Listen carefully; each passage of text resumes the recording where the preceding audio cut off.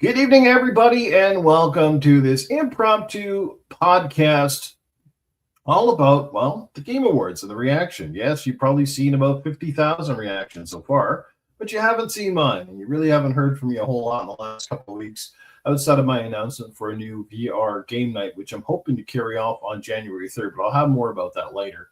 I want to bring in some special guests of mine. You guys certainly know one of them from former panel member Gaming After Dark. We're bringing in the Game Complainers, aka Perry, is in the building. What's going on, everybody? How's everyone doing tonight? Looks like you're doing pretty good. We got some of the usual cast of characters in the chat already. And another charismatic Nintendo guru himself, the amazing Baza 928. We know him as Frank. Hello. What's up, everybody? Yes, he's our Nintendo guru and certainly a one of the big Star Trek fans that I certainly know out there. But it's good to have you, Frank. Thanks you guys for making time for me tonight. Again, if you couldn't be here, it's totally understandable. But hey, it's a little easier to do this with some great friends and companions as opposed to just kind of going solo and shooting the shit. But anyway, shout out to Pink Pickles. Great stream earlier. I can't even remember the game that she was streaming, but it was kind of neat. Very cool graphics and stuff. What the hell was it called anyway? I don't even know. She told me it had a little weird It had a little weird puppet in it. The puppet's name was not Perry, but it was Peter. Let me see. I'll tell you. Almost close. Oh, Puppet House. That's what it's called. Puppet House. Yeah. That was kind of looked like a VR game at first. Yeah. I think it was PlayStation because she was getting achievements. PlayStation she was on. Oh, yeah. Was it? Okay. She's got both downstairs and a Switch too. So she's got everything down there. That's how we Let's say hello to the amazing chat. The first one in the house. Well, Perry was the first one actually in the chat tonight, but we have the amazing Trey Venero hanging out with us. We've also got Dizzy Delta. My Canadian brother is in the house tonight. Sorry, Dizzy, my Oilers had to beat down your Leafs last night, but it was a pretty fun game. And last but not least, we got Stevie Mac 2377. She was playing Resident Evil 69. Yeah, it's like Resident Evil if you take out all the zombies and make it very, really slow. It did kind of give me the vibes from Resident Evil 7, the part where you're in the house. It had that kind of aesthetic to it. So yeah, good stuff, guys. Good stuff. She might be joining us momentarily. I'm not sure, but she is certainly welcome. She has the link if she tends to jump in. Before we get right into the meat and potatoes, a big shout out and big well wishes to our good friend Sir X-Man, who is recovering in a hospital from another stroke, unfortunately. So those who haven't been in the know, Barry probably has a lot more details about it than I do. I just wanted to wish him well, and if he gets a chance to listen to this podcast, just let us know that we are wishing him all the best, a speedy recovery. He's one of gaming's finest gentlemen. He's a great friend of ours, and like I said, we wish him nothing but the best coming back, and hopefully we can get back to playing some more Battlefield matches soon. I'm sure he's already missing it dearly. But anyway, if you guys have anything to add on that, go ahead. Absolutely. We want him back. As soon as he can recover, we want him back here for sure. Totally miss him. Amen to that, guys. We've lost enough good people in the community one way or the other. Some people are still alive and with us, but we lost them too because they just went AWOL. We've got people in the community that just I don't know what the hell is going on with people the last couple of years, especially since we've kind of been vocal on Xbox. A lot of the people that used to follow these channels don't really come out and show their support anymore either. But hey, man, to each their own. I'm not going to sit here and gripe about it. It is what it is. What else do I have to say here first before we get rolling? No, I guess let's get right into it. The Game Awards. The Game Awards. All right. First of all, let's just ask you guys. We'll get into why, but let's just quickly. How would you score the Game Awards this year, guys? Did you enjoy it or not? Same thing with the chat. Leave your comment in the chat if you thought it was good, it was excellent, it was crap. Perry, what was your overall takeaway from the Game Awards? I think he puts a poll up every year right after the Game Awards ends, and I selected a D, and ironically enough, it was most popular vote at the time. I don't know if it went up or down, but yeah, we give it a D. Only there was a couple of. Here's the thing: for the length of the show, it was over 4 hours, and the only things that I walked away with were maybe 3 games. I mean, that's a lot of time to waste just for me to only like 3 games. I'm sure everyone they like 5 games, 6 games, 10 games, all the games. For me, I walked away only liking 3 games that I saw. I don't know. I think you could cut this down to an hour and a half if you just put all the top games out there, and then maybe do the pre-show with the smaller games for like an hour, half an hour. Right. And that's it, man. It doesn't need to be 4 hours long. But what do I know? Totally. Well, I guess to make its money back to because I'm sure that show is not an expensive thing, to put on. I'm sure the more ad space and stuff he gets in, the better. So, like I said, it's only one night a year. It is a little bit long in the tooth, but otherwise, yeah. Frank, how about yourself? What was your takeaway? Impressed? Not impressed? Kind of the same as usual. I agree with Perry. It was extremely long-winded. There was a couple of really exciting games that we saw, but like you said, for the length of time, it was just so padded out. And we know that it's very expensive to get your game featured there. So I'm sure that Keeley was just raking in the money, and he's like, I don't care, make it 10 hours long. Like, as long as people are gonna pay for ads or whatever, he'll do it. But there was just a lot of like filler and a lot of dumb stuff that they didn't need to do. They really could have shaved this down and saved all of us from a whole night of just sitting there suffering. So it was not very good, but I mean, like I said, there were good announcements, which we'll talk about, but yeah, not very good all around. I thought overall the show was good. I probably enjoyed it more than you guys. I thought there was a lot of variety, a lot of games showing off, some amazing trailers. My probably biggest surprise was honestly we had our pre-awards podcast here a couple weeks ago, and I would have never for the longest time had expected Claire Obscure to basically sweep the whole fucking thing. That was my biggest surprise. I was like, holy shit, it's taken everything, right? Especially when it came down to that one of the last ones, the best director. I thought for sure that was going to Kojima, right? But that didn't happen. And we didn't know he was there, but he never did come up on the stage, did he? No, they showed him in the audience. Surprise. Yeah, they showed him. And then when Obscure won, you saw him get up, and then he just walked to the back. So I don't know what the hell happened. He wasn't happy. Left. Yeah, because Death Stranding didn't really win a whole lot this year, I don't think. It might have won one award, didn't it? I think it took one award. I just forget in what category. But we're going to go through the categories in a second. Outside of that, I don't know if there's a whole lot of surprises. I would honestly say that. I'm going to talk about it in a separate entity because my biggest thing, and I think what saved the award show for me, and I might be in the anomaly here, but was the 2 Tomb Raider announcements. Holy shit. Holy Absolutely shit. agree. Was my jaw was on the floor. And I was kind of expecting a new Tomb Raider. Was not expecting them to remake the original game, but to also make it look like that. I was like, holy mother of God. Like two must buys for me right there. What do you guys think like her look? Like obviously she doesn't look like weird, but she doesn't quite look the way she did in the last trilogy of games. She has a little bit more, almost an in-between, I'd call it, like sort of that more naturalistic look that we saw like in Shadow of the Tomb Raider, but still has a little bit more, I guess, sexiness, if we can call it that, where she's a little more on par with the Lara Croft of old, but making her realistic in body proportions and stuff. Yes, she's got a little more oomph up here, but not to the point that we got a couple of coconuts rolling around here. You know what I mean? So what do you guys think of like her redesigned look? I love it. I think it's great. I think it's a hybrid between the original and the remake from 2011, 2013, something like that. Mm-hmm. I think it's a hybrid look, a modernized hybrid look of her. And I think that's great. I think the only look that was really crappy was didn't they make like an Amazon anime series or something where she looked weird, or is that something else? I don't remember. Yeah, there was a cartoon. The Netflix cartoon right now. They're doing season number 2 right now. Right. Yeah. That where she looks weird there. I like this look a lot. I think it's the hybrid look, and I think it's good. It's a modernized take on her, and I think these games are going to be great. They looked fantastic. And like you said, it was shocking because it was like, oh yeah, it's coming in 2027. But wait, there's one coming in 2026 as well. And it's the remake. And I was like, wow, this is great.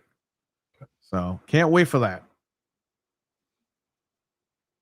Yeah, I'm super excited about these games. The other three that they put out like the past whatever decade, I love those games. I beat them. They're amazing. I'm actually gonna rebuy them on PlayStation. They're only $10 for all three of them. Um, I mean, you can't beat Tomb Raider. They made it look great. Like you guys said, they modernized it. Um, I think she looks good. It like a picture of her leaked out before this, and people were like, "Oh, she's ugly." And then once the trailer happened, it's like, "Nah, she's good. Like, don't worry." I mean, on a chub scale, yeah. On a chub scale, I'd say 3/4 chub. I mean, this is Yeah. like she's good to go. Just kidding. Yeah, but, I got no, to question your taste in women for sure. If you were thinking, "Oh my God, this Lara Croft is ugly," yeah, they picked like a one little freeze frame, and they were like, and it was leaked out. And then I saw all these people, they did it again. They made her ugly. And then the trailer comes out and she looks good, and everyone's like, "Oh, okay." Like people are too quick to jump on that stuff. But yeah, it looks awesome, man. I can't wait. Her boobs need to be 9 times bigger, according to Stevie Mac. And pointy, like can you PS1, imagine her trying to do those flips and she had these gigantic like G boobs and they're just rolling around with physics? Like she does a cartwheel and it looks like somebody threw a couple of watermelons in like a potato sack. You know, they should do that and put like the Dead or Alive physics on it, so they're just all over the place. And she's trying to. Yeah, one of these days we'll have like fucking 70-year-old Lara coming out of retirement for like Tomb Raider 30 or something like that, and she's got saggy tits down to her knees. Oh, it's funny you mentioned 30 because this remake will be released on the 30th anniversary, which is amazing. 2026. So, but you know what I'd like to see for a collector's edition of that? I would like to see him come up with a Sega Saturn case. Yeah, because a lot of people don't realize that Tomb Raider was a limited exclusive when it launched for Sega Saturn, and it wasn't until the team at IDOS and Core, like they found it was just too hard to program for, and PlayStation was kind of taking off where Saturn was kind of stagnating, and they just said, "Yeah, fuck it, number 2 is going on PlayStation exclusively." But it was originally designed, and all the marketing for that first game was through the Sega Saturn. I had the Saturn version, and I remember like at the time it was the coolest thing I'd ever played in my life up until Mario 64, and the analog control of that game just totally was like, wow, now we're stepping it up, right? But did good you stuff. say N64, Newf? Yeah, the analog, dude. I want one so fucking bad, but dude, it's like I went to pre-order one the other day, and by the time it gets here, it's like $400 and something bucks. I just don't have it right now. Right. That's all right. But there you so go. I'm like, I can live without it because at the end of the day, what I'm trying to do, especially I'm going to try to do in 2026, if there's a resolution I'm making next year, is only buy shit I really fucking need or shit I know I'm absolutely going to play or enjoy. Because I've gotten to the point now where I've noticed I'm starting to collect so much stuff that is like, I'm just overloaded with a lot of things that I don't have space for, I don't have time for, and I don't have room for. You know what I mean? So that's, dude, I got to start saving money next year. Oh my God. This is a Raspberry Pi 5. Oh, nice. In a Dreamcast case. That is fucking cool. And this plays on 64, Dreamcast, Sega Saturn, all that stuff on here. So one of these days I'll hook you up with one of these. Oh, nice. This way you can downsize and still have all your stuff. There you go. Probably the cheaper way to play a lot of those games. Probably a lot less than $400 for one of those. Oh yeah. Nice. All right, so we'll come back to the Tomb Raider thing. Let's just go down for the shit real quick. I'm just going to read these couple out. We're going to get into the other one. So the player's voice went to Wuthering Waves, which is the winner. Then we got here on the screen best esports title. Went to Counter-Strike 2, content creator of the year, which nobody gave a shit about, Moist Critical. I mean, I never even heard of anybody in this fucking category. Like, I don't really care. It's kind of funny. He always gets this bit of applause. I'm like, man, I must be out of the loop, or this shit don't matter to me. Because, Team Vitality won Counter-Strike 2 for the winner there for the esports team. So, again, moving along. Best esport athlete went to Chovy, the winner, more like Bon Chovy. Anchovy? The anchovy. The best. Okay, let's get up to best VR AR game. And it's funny because I actually saw when Pickles was streaming earlier. I actually saw that one complete its download. The Midnight Walk. I remember when I saw that, I think at the Game Awards a year or two ago, I was like, man, that game looks absolutely awesome. It looks like something out of Tim Burton's fucking crazy ass mind. You know what I mean? Kind of like claymation, stop motion-ish look to the game, but it's VR. I don't know much about it. I know, go look up the trailer for it. It looks absolutely dynamite. But that one won the winner, and I don't know enough about the rest of the games in the category, but I'd say from what I saw of it, it's probably rightfully so.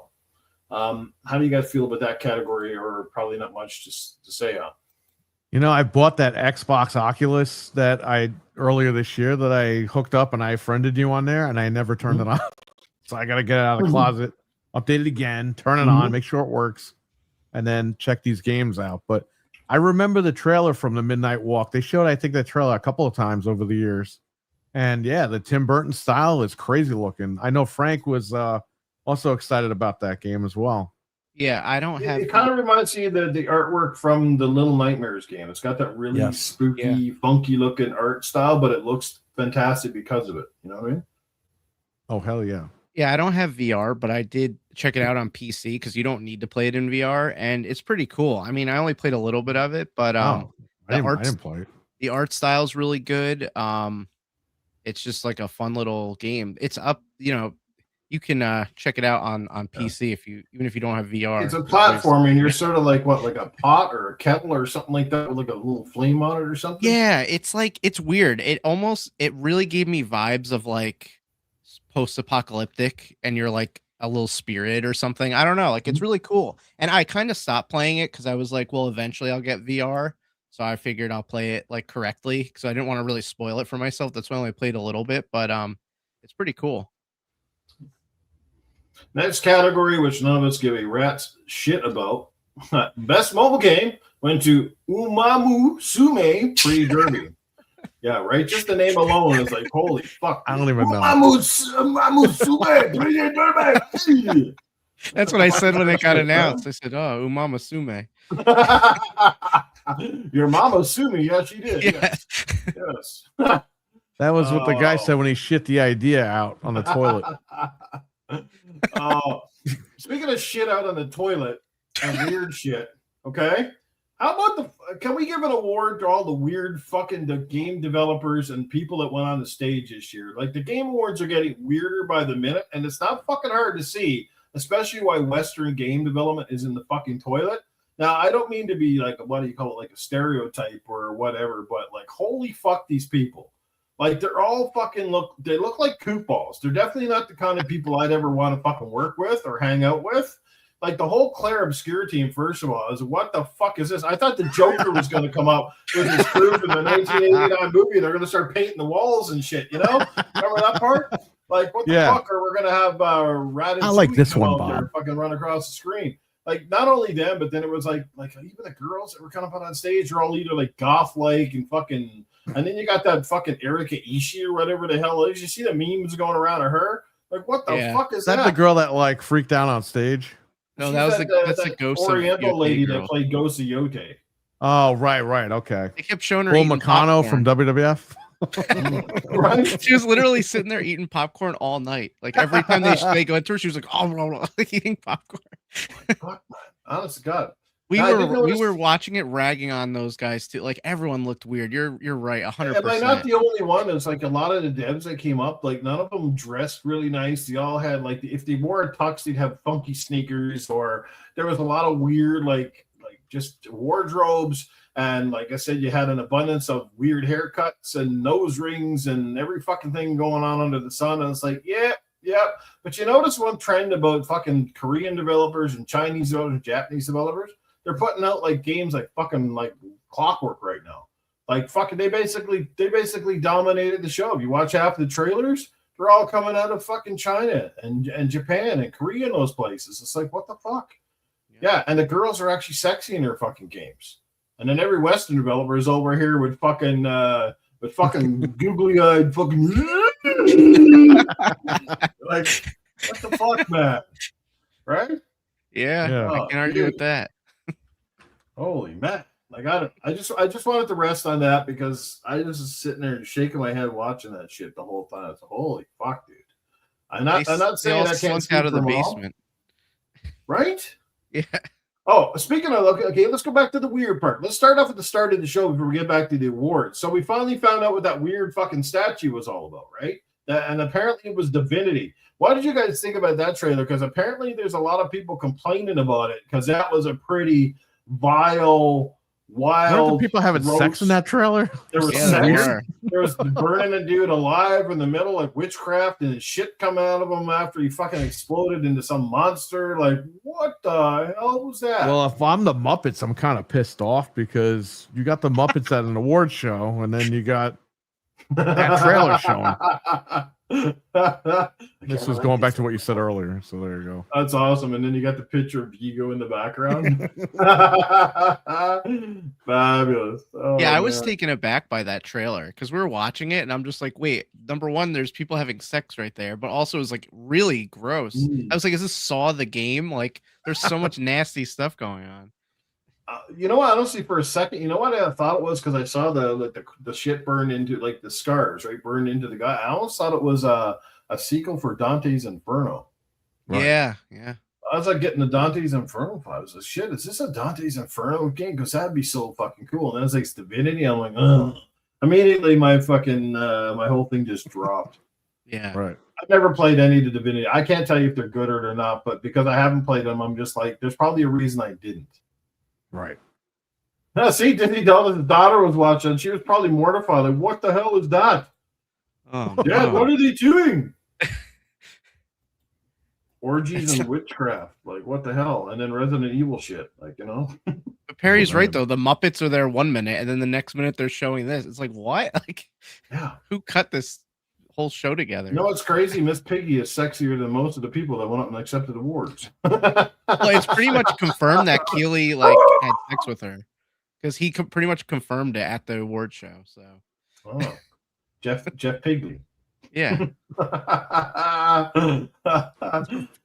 I do like the fact that, you know, Jeff is certainly aware of some of the shit that goes, like, it gets said about the show and about him, and he's kind of making fun of himself now at the show, which is kind of funny. You know, even that whole song that they did. Yeah, was it the Game Awards won't let us down, right? Yeah. And then one of them, and then there's a few lines and it was pretty funny. So, yeah, well, there you go. We finally found out what the mysterious statue was, and it's all a promotion for Divinity, and that's by the Baldur's Gate team, right? I believe so. Larian or whatever, is it? Yeah, Larian. Yeah. So cool. All right, let's get back to thing here. So we went through the best mobile game. Most anticipated. Now, this was the category that everybody had on lock, right? I think this has been the same award for the last 3 years. Grand Theft Auto 6, the winner for most anticipated. Pretty good competition, though. First Light, The Witcher 4, Marvel's Wolverine, Resident Evil Requiem. Now, for you guys in that category, which game that's not Grand Theft Auto are you most excited for? I'm just curious. Resident Evil 9 Requiem, if I could say that right. I'm waiting for that game. Right, and that one's coming pretty early. We know that one's probably the first. Well, between that and First Light, those two are actually early next year. Witcher 4 could be a ways out. Marvel's Wolverine is not till it's 26, or did he say 27 for Wolverine? I think it's 26, wasn't it? 26. 26, but there's no date yet. Right. Okay. You know what? It's not on that list. Where's Gears of War E-Day? You can't tell me people aren't fucking hyped for that game. I'm hyped. I can't wait to play it. That's an Xbox title. Well, it'll be Xbox Day 1, but it'll probably be a PlayStation title in 6 months. So the Xbox people didn't even show up to the whole thing. There was no delegation. I saw Aaron Greenberg and Matt Booty is the only two I noticed. Yeah, they're in the front row there. Don't be shocked if E-Day is day 1. By the way, Aaron Greenberg probably shows up for the free food. I'm sure. Well, they clearly didn't spend any money on marketing, so I don't know what else he spent it on when he was there, but it wasn't marketing. Well, if you saw one of my fire tweets last week, but it said the fucking Xbox Crocs have had more marketing than the Xbox has this year. Yeah, sad, but it's actually kind of true. There's a odd. I've seen more people talk about Crocs. I've seen them talking about like anything Xbox. It's like, oh, Crocs. Ugh. If those Crocs were $30, the price of 1 month of Game Pass, I would have bought them. Yeah, they're probably like $120 or something fucking stupid. They're $100 over here. Jesus, that means they're like 140 here in Canada. It's $80, but then to buy the little things that you put on them is $20. So it's $100. Oh my lord.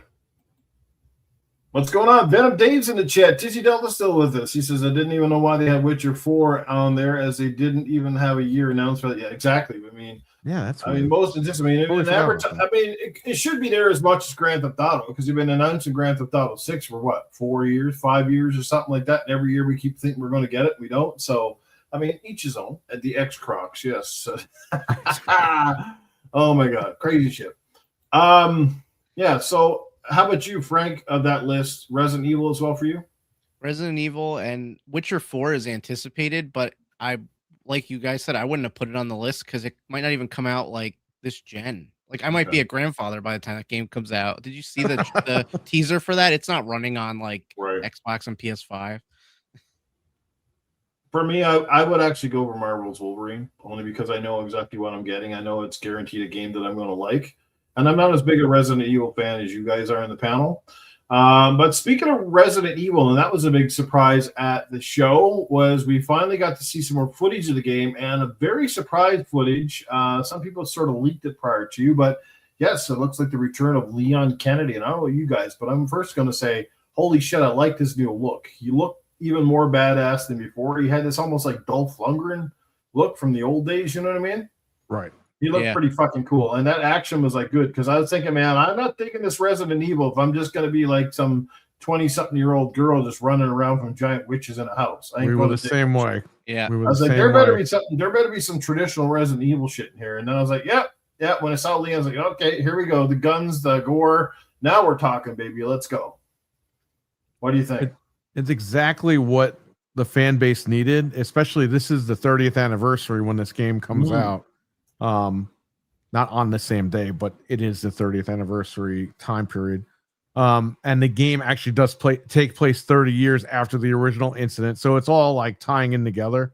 But yeah, when they originally showed it and the girl's walking in the hallway against Snuffleupagus, wherever the hell he's coming out of, it's like, this isn't scary. I tell Frank, we pre-ordered it and I was like, man, I really don't know now what's going on with this game. You know, I love Resident Evil to death because I've been there since day one, but I don't know, man. She was getting chased around the house by Erika Ishii.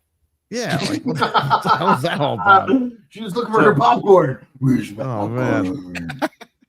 So I was like, I can't play the whole game like this. This is gonna be ridiculous, right? And then they showed the trailer and they show Leon. And if you look at the license plate, it says 9642. That's all the games he was in. Yeah. And there you go. He got right in the building. He's kicking ass. Then you got a new chainsaw guy who's flinging the chainsaw around this time. So, and like you said, Leon's older. He's rugged, and he's not taking shit. He's going down with a fight. So here we go. This Leon Kennedy. I can't wait. Can't wait for that. That's exactly what I wanted in a Resident Evil.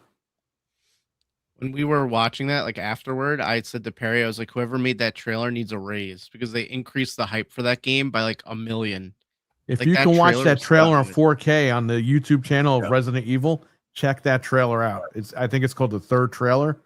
Check that out. It's fantastic. Usually when I'm listening to the audience, too, like a lot of games, when you get the audience reaction, that one had a pretty good roar, right? Oh, yeah.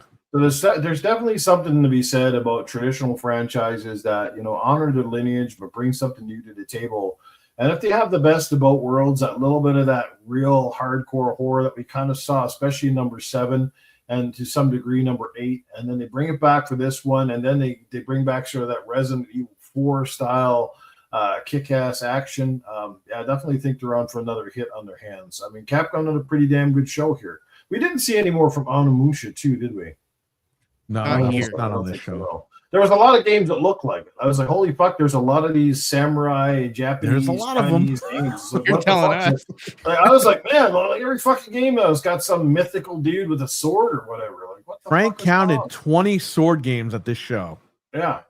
Yep, there were 20 because we joked about like how many sword games are there going to be? There was 20. Wow. I knew it was a lot because I was like, God damn. And after a while, but that's the problem. You're like, I don't even remember which one is which because there's so many. Yep. Right? And they all kind of got similar artwork and styles and locations and shit. You know what I mean? 97 Sword Game says Stevie Mac. Jay Slayer, Jay is in the chat. What's going on, bro? Yeah, so let's get back here to this. Yeah, Resident Evil looking fantastic, guys. Definitely keep it on the list. Best community sport went to Baldur's Gate 3. For some reason, I wasn't really surprised with that, although I was kind of thinking Fortnite or No Man's Sky might win it, but yeah, they took it there. Best sim strategy game went to Final Fantasy Tactics, the Invalus Chronicles. That one took it there. If you guys want to stop at any of these, just let me know.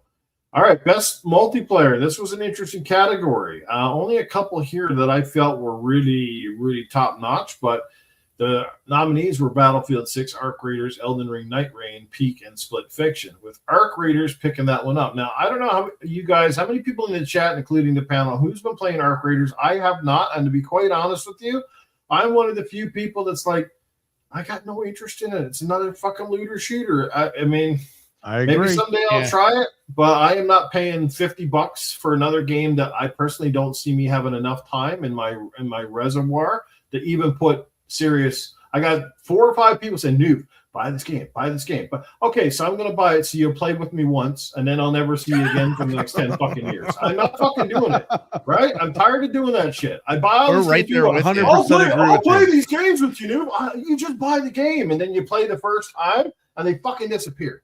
They're already on the fucking game number 20. Like I said, you mother fucking basement dwellers. Jesus Christ.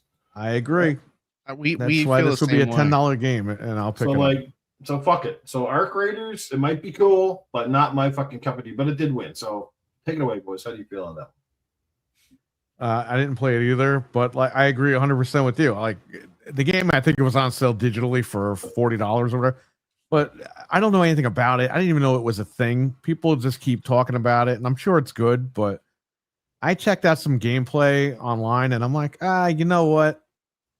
This might be when it's $10, I'll pick it up, or $5 or whatever. I don't know, but it doesn't seem like it's for me right now.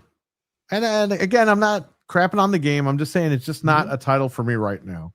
Right. And if you guys all get it for cheap, we'll play it. We'll be there. You know that, but. All my buddies did the same thing by Helldivers. Oh, go get this game. Go get this game. I go buy the game. I played with people for like 2 or 3 games. That was it. And that was done. It was fucking done. I was like, yeah, never mind. Right. And a lot of those games, I'm not playing them. I don't want to play them with fucking randoms. It's just like Battlefield. That's the only thing that keeps you from playing Battlefield more is like, I don't want to be playing in fucking random squads that ain't communicating and don't know diddly shit. Right? Yeah. I mean, that's the whole point. I don't mind losing if I'm playing with good people like you guys. But if I'm going to sit there and lose and I got a bunch of idiots that are fucking running all over the place, or like dudes that fucking, like they say, sit in their fucking tank and decide they're going to snipe across the map when you're trying to take objectives, or sit there in a bush. Oh, they got 1 kill. They got like, 2 deaths, but 1 kill. They haven't fucking done nothing because they're sitting there with a sniper rifle. And you're, come on, dude, take the objective. But anyway, I'm off to a whole new limbo here. But Arc Raiders, look, glad they won. Cool stuff. Nice to see like a new game win. I'm sure Battlefield was probably next in line there. I would have given it to Battlefield, but that's just me because I really like this year's Battlefield. So, right. Say there you go. Jaco's kind of on board with it. He's like, Arc Raiders honestly is boring as fuck, like the rest of every other shooter. I'll pass. I mean, I don't know about the boring part so much, but when I heard the premise of it, like you go around the map and you find shit, and then of course you try to avoid other teams, and people lie, and people kill you, and you lose all your loot. It's kind of like, oh, I was like, yeah, I think I played that in Destiny, did I not? Oh yeah. There's too many of these. It's aggravating too because you're spending a lot of money. You're investing time, and then someone could just like take you out, and that's it. You got to start over again and stuff like that. Like, that's what it sounds like. Go ahead, Frank. Exactly what it sounds like. There's too many of these multiplayer games now, and if you have any sort of life, you can't get to like into the meta, so you're never going to be good at the game. And it's like I don't want to invest money and time into this and just never get there. Like I just don't have the time to sit there and like get to the good stuff. Like I can't do that. So that's why these games really aren't for me anymore. I don't know. Yeah, maybe I'm just old. But it's like the people that got all day to play the game, sure, they'll eventually get their shit if they don't buy it. And then it's kind of like the people that barely get to play, it's kind of like you're really at a disadvantage because you always got to be playing or spending money to buy fucking sort of all sorts of shit. You know? It's like, man. All right, let's go into the this continues to be the most asinine and weird category, and most of my friends all agree on this, and I think you guys do too. This whole best sports racing, this should have its own category. Yeah. But again, EA Sports FC 26, which is like a given every year that one gets nominated. F1 25, Mario Kart World rematch Sonic Racing Crossroads. So we had two. I mean, it's a racer technically, yes. So it does kind of fit. But again, there's enough racing games where this should be its own category, and then they should call it Sim Sports or something. Perhaps maybe that Sim Sports games and best racing games or whatever. But I definitely think it could be spread down. But Mario Kart World was the winner, which I'm pretty excited about because you all know, and I know, and the guys are in this panel right now. We played this game together. We absolutely have a blast with it. And Awesome game. you know, it looks good. It runs smooth. It's Mario Kart. What else do you need? Some people argue that it's not as good as 8. Some people think it's way better. I'm somewhere in between, but I love the game and I love playing it with you guys on community game days. And wish we could get more people up for that too. So, what do you think of this winner, guys? It should have definitely won a category, but I don't know about sports. I guess. Yeah. I know racing is sports, but that's like NASCAR. That's not like Mario Kart. Like it's two different things. But I'm glad Mario Kart won something, but I guess that this is it. I don't know if I'd be celebrating, but whatever. I just think it's so funny that it's in this category. Transvestite's got a dick, but you don't put him in the best male performance category, then do you? Well, it's just like they have F1 and then they have Mario Kart. So imagine like the pit crew is working on a Formula 1 car and a shell just come and takes them out. Like it makes no sense. Like why are they together? Like they're two totally different types of racing. And you can't give me the bullshit there wasn't enough racing games because every year there's at least, and you got to look at mobile racing games and then there's console racing games and PC shit. Like every year in every category, there's always, you know, a dozen fucking games that are launched in these categories. There's more than enough to do your own. And they've been doing this for years, and I think it's just stupid. Yeah. They needed to put it somewhere and they just threw it in here. Right. This is like a throwaway category for them. Yeah. So it's ridiculous. Yeah, it is. They just put it in there because it's like one of those categories that whoever votes in the shit, it's like they barely take it. You know, and the next one is one of those categories too that probably doesn't get a lot of recognition because it's not what it used to be, but it still is a decent category. Best fighting game nominees were 2XKO, Capcom, which was weird because the game's not even out. Capcom Fighting Collection 2, Fatal Fury City of the Wolves, Virtua Fighter 5 Revo World Stage, Mortal Kombat Legacy Collection, with the winner going to Fatal Fury. Now, I haven't played any of the games, I don't think, in this collection. I mean, technically, I played Mortal Kombat, but Fatal Fury does look really good. Have you guys any thoughts on that category? All those games are good except for 2XKO because, like you said, it's not even out yet. So I don't know how the hell it got nominated, but whatever. Yeah, I think those games are great. I would rather go probably with Capcom Fighting Collection 2 over that, Fatal Fury. But again, they're all fantastic games. So it's a win-win that those games were in and Fatal Fury won. So yeah, it's got to be a tough category to judge that one because a lot of fighting games are very similar aesthetically and from premise. You know, it's 1 versus 1 or whatever. They have like co-op mechanics, but at the end of the day, like what are the criterions, right? Is it popularity? Does it come down to like play control, or you know? I'd like to know what the actual list of criterion is to vote on it. But it's interesting, and I mean, Mortal Kombat. I mean, sure, it's a legacy collection. It's a fantastic collection in its own right, but I mean, it is a retro collection. It's not like we haven't been there, done that. So, right. In all fairness, I would say Fatal Fury might be, you know, one of the best picks. The same thing, Virtua Fighter Revo is not a new game. It's just an updated version of your Virtua Fighter 5. Same game that's been around. Yeah, it's been around for a while now. Can't wait for the new one to come out, though. All right. Pickle says, I've been lurking, but I had to head out. The award show was so boring. It's like they never met gamers before. Oh, yeah. Speaking of, Dizzy Delta brings up a good one. And this might have been one of the biggest surprises of this show was the new Star Wars game.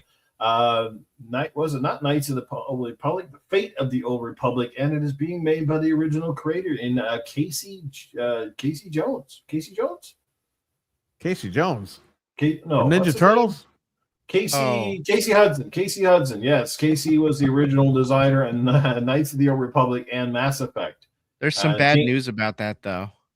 They're saying 2030 the earliest. No, what? he's already confirmed that bullshit. I saw okay, good. Like he said don't believe the rumors that are going around. He goes, I'm getting old enough as it is. He goes, this game will be coming out before then.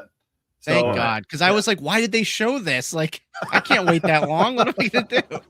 Okay, thank you for telling me that because I was really upset about that. No, I'm not.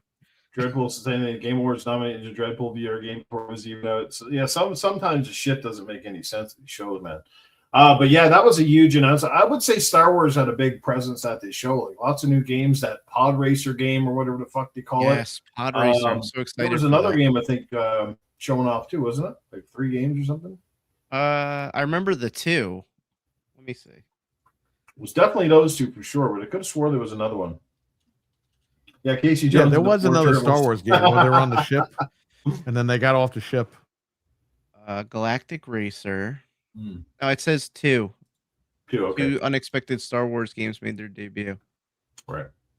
Yeah, so let's hope that it's sooner than later. But yeah, I'm definitely down for that one. Hopefully, it's going to be awesome. So, good to see some legitimate Star Wars come back, and hopefully, it's a lot better than the TV shows we've got in the last couple of years.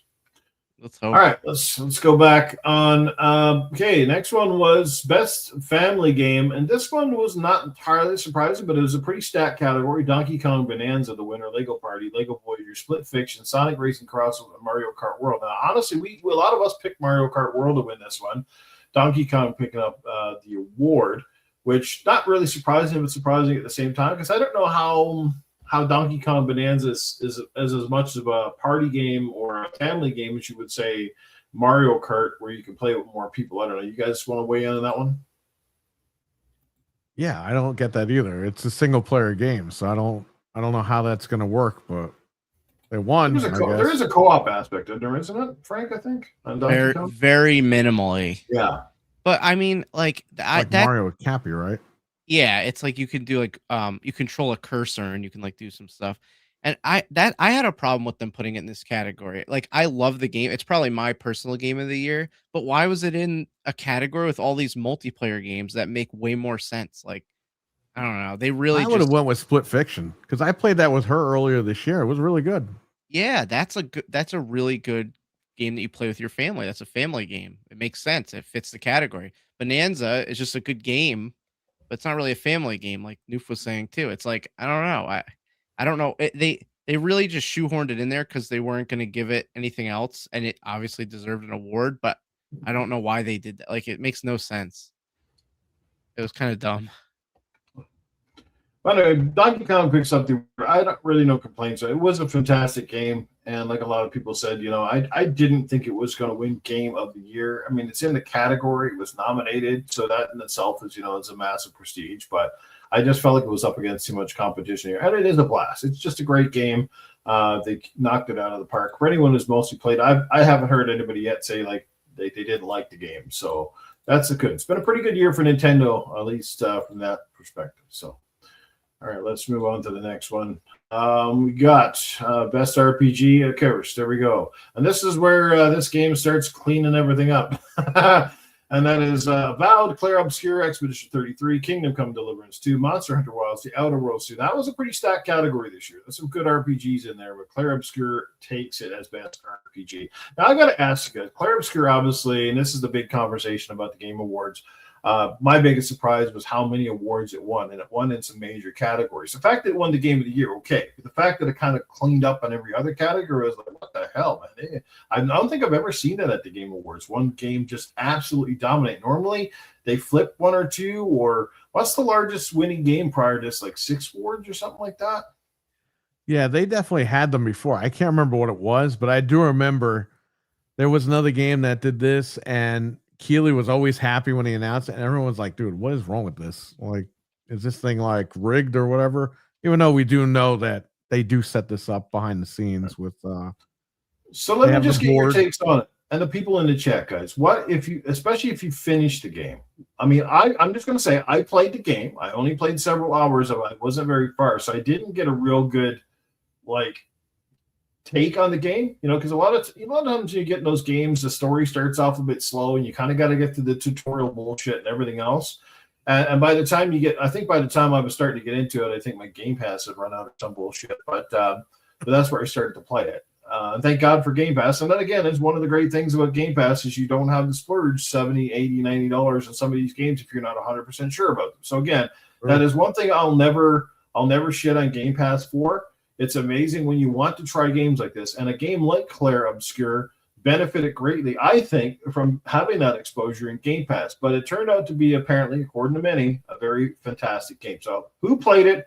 What's your initial impressions? You think this hype, all these awards have been warranted? I didn't play it.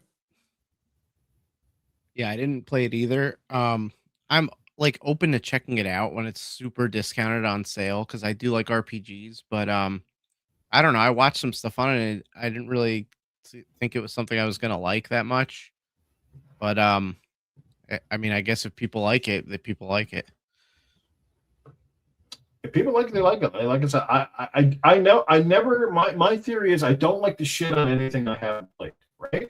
I don't think that's fair to the people that listen to me as a podcaster, and it's not fair to even a game to come out. Well, like back years ago, like Fortnite, I kind of would make fun of it, but it's like, I don't know, it could be a great game, but I just didn't want to play it. They had that build mode bullshit in there, and I was like, I am not playing that fucking game until my buddy Shamo got me on it, because after he took out the no build and I started to play it, I enjoyed it. And I think Fortnite is a fine game for what it is. It's not something that I want to play every day. It's not something like, to me, it's the most overhyped game in the world. But if you like it, you like it. That's what floats your boat. Floats your boat. You know, I really like my Gears of War games. Some people fucking can't stand them, but that's just me.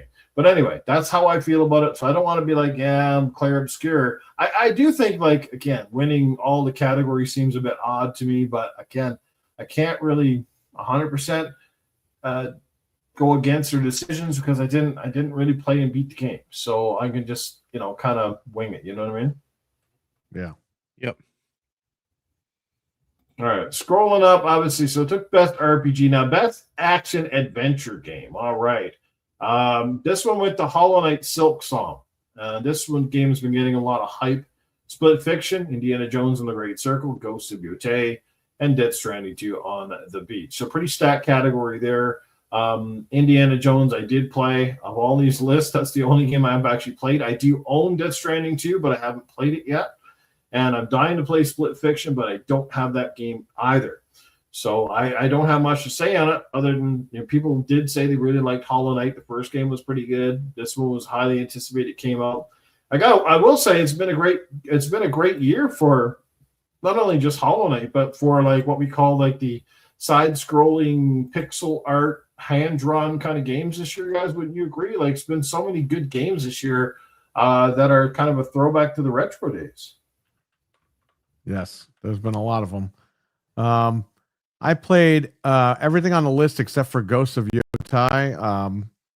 I'll give it to Indiana Jones because Split Fiction it's got action, but it's more family based. And Indiana Jones is just pure action. Death Stranding 2, there's not really much action in the game. You're just walking around doing stuff. You do get a gun, so you do get to do missions where you get to fight and get the stuff like that, but it's just not as action. So I have to ask you, are the piss and shit bombs gone now? I don't think I got up to those, but no, I don't think they're gone. I'll be honest with you. Okay. From what I heard. I just always died in the first game. You go into the shower and then you basically a piss grenade, and I was like, this is hilarious. Don't worry, you can still see the guy take a shower. Believe me. The Sony game. Well, Kojima didn't take that out. They wanted to make sure you got to see Norman Reedus' ass one more time. He's keeping that in there. Oh, wow. Yeah, I'll give it to Indiana Jones for sure. I played Indiana Jones and I had a great time with it. Much more action paced than any of the other games on the list. Besides Ghosts, I didn't play Ghosts. Yeah, for me, Ghost of Yotei, look, it looks like Ghost of Tsushima. Like, to me, it was just too much similarities. It might be a better game. I've heard from people say it's a better game in most aspects, but I'm sorry. I'm just not digging. First of all, I'm not digging the protagonist as much. I don't mean to be whatever, like, but yeah, I'm just not digging the girl like I did with Jin Sakai.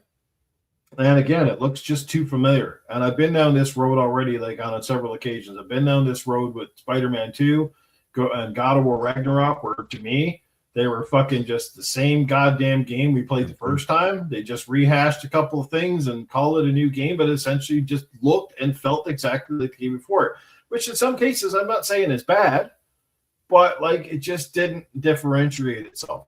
You know what I mean? Yep, exactly. And I like God of War Ragnarok was so fucking long.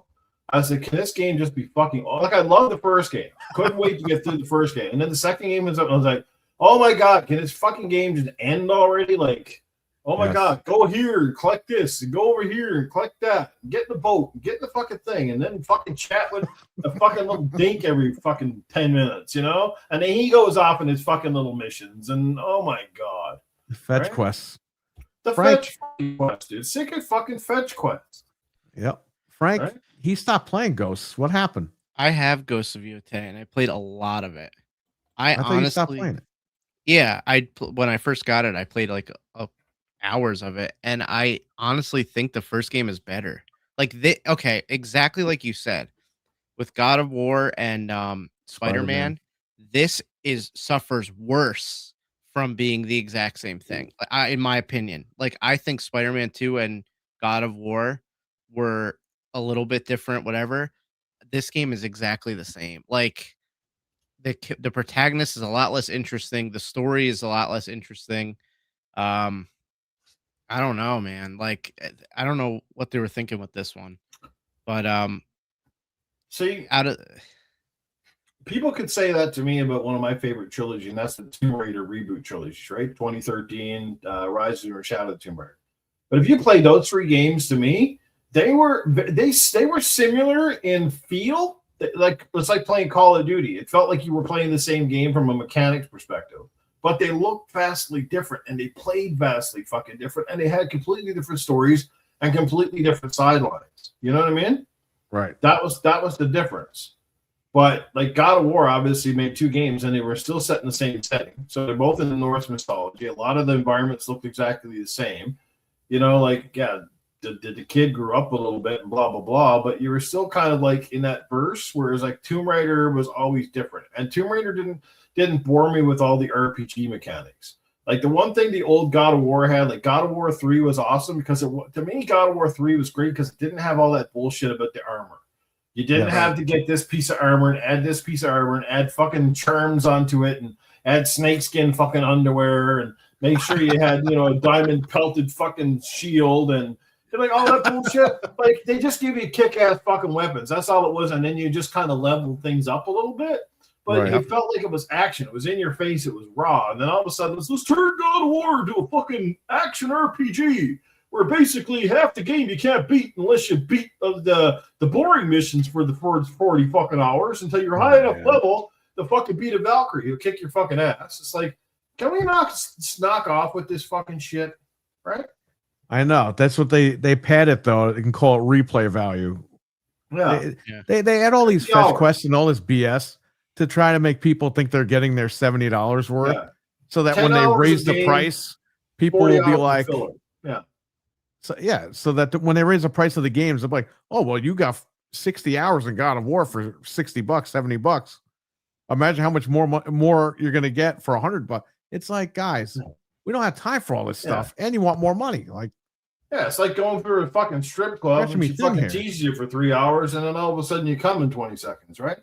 Like, you're not a high about that, my man. But you're not a high enough level to steer naked. You got to level up before you can steer naked. I mean, I might be nitpicking, I might be griping, and saying I love Spider-Man, and then Spider-Man 2 comes out, and I'm like, I got bored halfway through. It's like I literally feel like I just played this fucking game.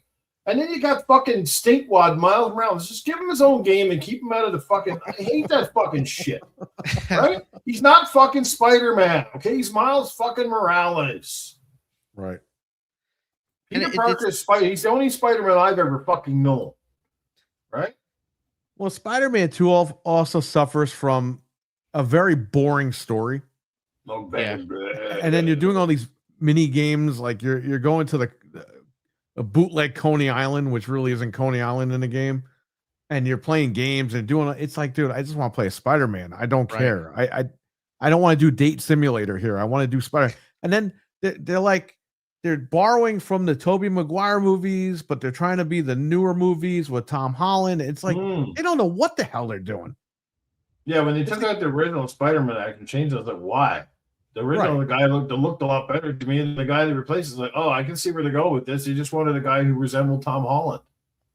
Right, which at that point, just get Tom Holland. It's not that hard. Just call the guy and be like, hey, we'll pay you an extra $100 million to come down here and scan your face. I'm sure he'll do it. Yeah. And it's not even that these games were necessarily bad. Like I enjoyed they're not bad. They're Ragnarok. great I like games. Spider-Man 2, but there's no deviation from the original. So it feels like DLC. Like Ghost of Yotei feels like DLC. That's what it feels like to me. 100%. Exactly. Like basically, if you can put out any large ass game and you can do it within under 3 years from the original release of the first game, you fucking know damn well like this wasn't built from the ground up. They just took extra shit that back in the day would have been DLC. They just padded it a little bit and they call it a new game and charge you full price. Right. Yep. That's exactly what they do. All right. Best debut indie game. Oh, Blueprints, Despote, Dispatch, Clair Obscure, Expedition 33. I got to say it like this. Clair Obscure, Expedition 33. Because that's the way these artistic motherfuckers got to say it up on the stage. And then, we're so glad that the fucking they voted for a Clair Obscure. Whoa, we won the awards. We should have wore berets for this show. Come on. Yeah, what the heck? I got one on right now. It's in my underwear. Jeez. Yote didn't even sell barely. Yeah, Yote, and that's what I'm saying. Yote is probably going to be on fucking sale here any time now, right? Maybe when it's on sale, I pick it up. I don't know. Like maybe I will, maybe I won't. Like it just depends on where I'm at with the other backlog that I have. Well, you see, I did the old PlayStation 4 commercial with Frank. I said, you buy that game, and when you're done, you lend it to me. Yeah, because I was like, I was going to buy it day one no matter what. But I honestly, like, if anyone's thinking about buying it, I wouldn't spend more than like $35 on it. Like, it's fine if you like the other one, but there's just not enough there for me. So I don't know. Yeah, I mean, to each your own. You're gonna have some people that are gonna say the complete opposite of what I'm saying, or you guys are saying. They're gonna be like, I thought this game was incredible and it was better in every way than the first game. But like, you know, I like to see some new shit too, right? Yeah. And you know, and like I said, right now we're gone from, you know, the industry now. It's gone from like too many shooting games or too many whatever to now it's like every damn game coming out now is a samurai or a ninja or some fucking thing with a sword in it, right? Yeah. Remember it was the bow and arrow fix for a couple of years when Lara Croft made it extremely popular. All the Sony games were bow and arrows, remember? Bow and arrow. Everybody got the bow and arrow, right? Fucking Horizon Zero Dawn had so many fucking bows and arrows in it. Right? She had Last of Us, God of War. They all had bow and arrows. Fucking bows. I was like, what the fuck, man? Can you not just give this girl one fucking bow with a decent ammo? Why do I need 40 different bows and 50,000 uniforms? You know what? You got to shoot fucking dildos at these fucking Tyrannosaurus Rexes next. What the fuck, man? Well, before that, it was zombie games. There was a million zombie games, and there's a million bow and arrow games. Now there's a million sword games. I mean, Jay Slayer, look, we're not saying that sword games technically aren't awesome, but we don't need like 40,000 because after a while they start just blending in. Like if you're gonna do a sword game, give me fucking like something in the modern era, like John Wick with a fucking sword.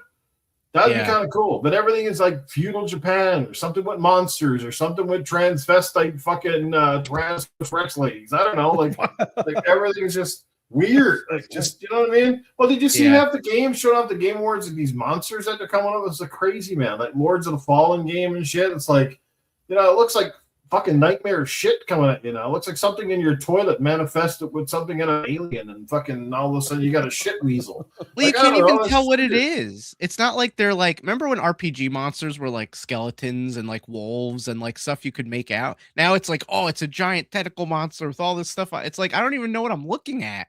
Like I can't even make out what's what. It's like those creatures from the movie The Thing, you know, when they mix with everything, and all of a sudden there's an arm coming up here. Yeah. Right? I don't get that. It's like, what is going on? I mean, I guess they got to give them creative game designs and weird characters, but you know, I just make one for me that fucking has a difficulty in it that I can actually play. Because every time I see these games now, I go, yeah. It's another fucking Soul Calibur style, or not Soul Calibur, Souls, Demon Souls, Dark Souls, fucking assholes, whatever fucking kind of game. It's like, holy fuck, man. Just can you guys give me a game that's fun to play with a sword? That's all I want. Go around, hack and slash, kick the shit out of people. Make it fucking simple, right? Well, you know Make the it new fucking He-Man fun. game is coming out next year, right? Is that 2D side-scrolling one? Oh yes. Yeah, baby. Yeah. Now I'm talking. That's what I like. That's the only sword game I'll side pick up. scrollers. Yeah, the side-scrolling sword games. That's fucking shit. Is awesome. Yep. Absolutely. I'd like They're to see supposed that to make a new resurgence. Golden Axe too, but let's see where that is. I mean, I'm still playing Shinobi Art of Vengeance, and I got to take that in doses because I'll die a billion times falling off platforms and shit. Like, gone are the days of going left to right. Now you're fucking going up and down and back around and opening a gate and back up over around. Sounds like life when we get older.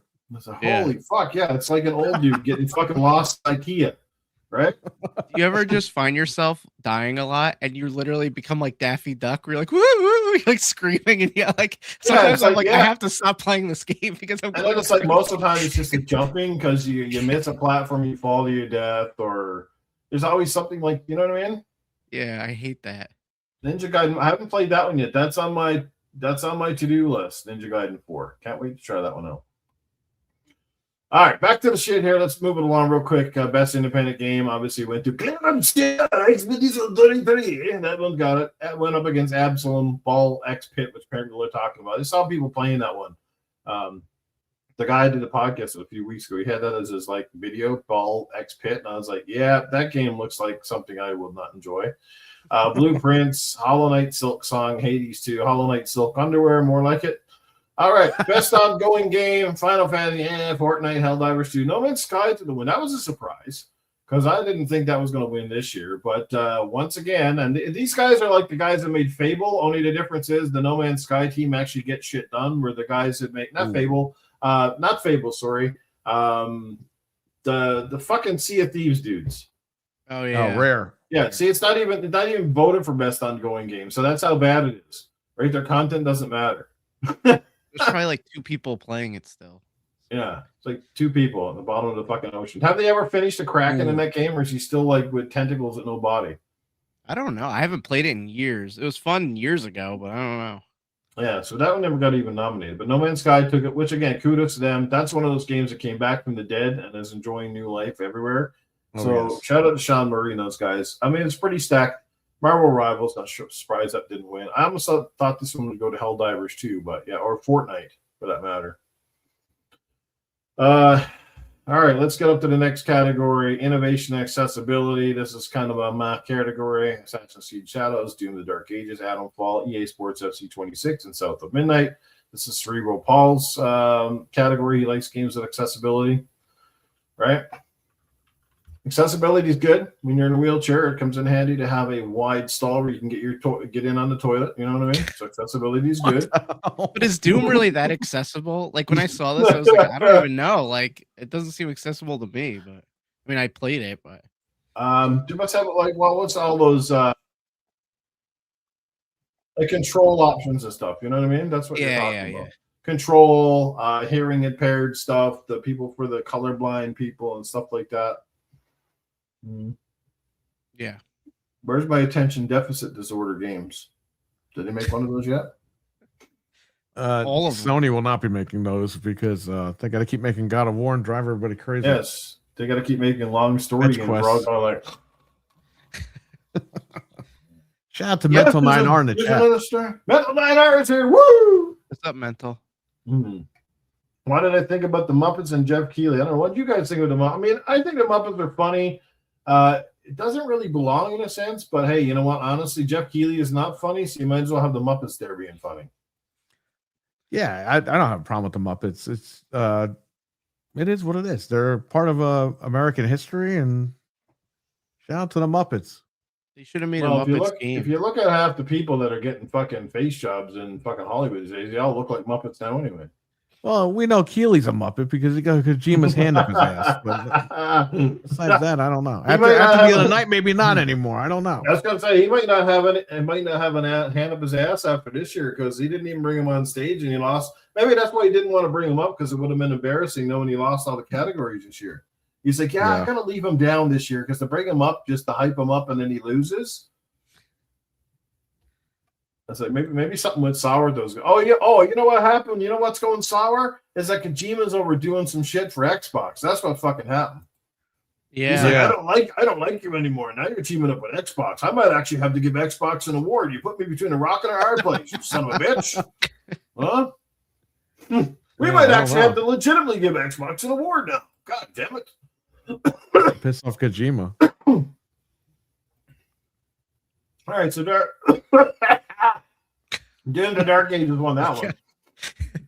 Games for Impact. Yes, kicking the ass. Consume Me, Wanderstop, Despelote, Las Records, Bloom and Rage, and South of Midnight. There you go. Games for Impact. South of Midnight picks up its one only award this year. Kudos to them. What do you guys think? I played that game for about 6-7 hours. I had fun with it. I scored it good. I liked it. Out of all those games, yeah, I mean that one. I didn't play the other ones, but yeah, that makes sense to me. And now it's coming to Switch and PlayStation. So right, I thought that was funny too. They finally got them to accept the fucking award, and then they can't fucking help themselves. It's coming to Switch and PlayStation in spring. Like, man, can you guys just slap Xbox fans? Can you have to slap Xbox fans every fucking second you get a chance? You wear your shirt, you wear the fucking PlayStation shirts when you're launching games now. Now you're going up and setting awards. It's coming to PlayStation, you know. Like, fuck me, man. Because they know people will see it on the award show and then they'll be like, oh, I could buy this now, like when it comes out. So or have them accept the award, and as they're walking off, Keeley just said, and it's also coming to PlayStation and Switch. Exactly. You know what I mean? Exactly. That just seems like a big slap. It's almost like they're super excited and we're all excited that yes, I guess more people are going to get a chance to play that game because it is a pretty cool game. But like, it's just the way they do it, like the way Xbox has just gone all in and just become a big PlayStation crony. Yeah. Right? The timing is very like suspect. Absolutely. Best score in music went to Claire. That was good. Expedition 33 going up against Hollow Knight, Silk Song, Ghost of Yote, Hades 2, Death Stranding 2, On the Beach. Yeah, I haven't played half of these games, so couldn't tell you. But all I know, if I got to hear that fucking song playing in my head one more time every time they went up on the stage, I think I'm gonna puke. What the fuck it's like the worst music ever. Huh? Oh my god, man! What the fuck is this shit? You're gonna get copyrighted. Come on, man. Imagine he was so dead on with the song that he gets copyrighted. That's what I'm saying. It was I think you sang it better. Sounds like a bunch of seals mating on a beach. Oh my god, hilarious, man. Yeah, they just can't stop themselves from driving more nails into the coffin of Xbox hardware, right? Exactly. Like, honest to God, dudes. Just like fucking crazy, man. And then we got best performance, also going to Jennifer English with Claire Obscure, Expedition 33, going up against Charlie Clocks, who was in Claire Obscure. There's like 3 people nominated for Claire Obscure. Jesus, they must have just kicked ass this year. Can't they just give them one fucking award and be like, hey, you won all these categories. Have a good night. Yeah. Next. How the fuck did Troy Baker not even win? In fact, that he not only had to act, but he had to nail fucking Harrison Ford. Right? Yeah, he did a good job with that too. Yeah, great job. That to me alone, they probably thought that was the obvious one. Oh, we're going to give it to Troy because he's won awards in the past. But like, now he's actually imitating somebody. You know how much harder it is to just fucking imitate someone and do it really well to the point where you can barely tell. And he did a good job. Like, the acting was legit in that game. Even the motion capture and shit was good. So I don't know. I would give it to Troy just for that alone. All right, then we finally got Battlefield finally got an award. This one goes to best audio design, and of course, in the competition was Glenn Obscure, Expedition 33 with the and Ghost of Yote, Death Stranding 2 on the Beach, and Silent Hill F. I don't know how you guys feel on that one. Battlefield obviously does have some great sound design. I mean, the explosions, the sound, the ambience, the gun. I mean, there's a lot of sound going on in Battlefield. Let me tell you. Yeah, they deserve it. So there you go. Best audio design. Hey, at least Call of Duty didn't get nominated for shit this year, did it? Didn't get nominated, and they're giving it away. Yeah, they got it on sale right now. For those of you who didn't know, Call of Duty is on sale. Go get your copy now. Yeah, might be 20 by Christmas. Who knows? Right. Yeah, that tells you all you need to know about this Call of Duty. There might still be millions of people playing the fucking thing, but it's obviously not. It's not doing the numbers that they had wanted. That's for sure.